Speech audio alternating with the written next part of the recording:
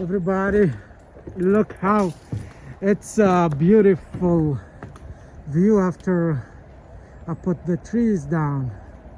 I got 3 more to go, but this was the main one, the scary one, because it's so close to the house. But yeah, I want to show you the damages.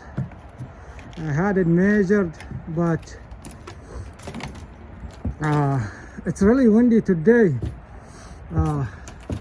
But yeah, it's just here, the porch, this side only broken, which is fixable, and I have the floor here, just one or a couple of them bad.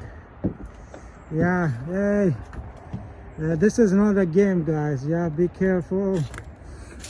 Do not, cut trees close to your house or anything like that if you don't know how.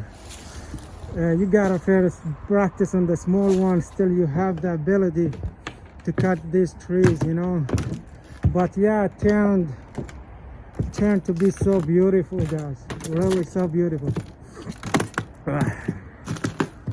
It's so cold. This was a big tree for me.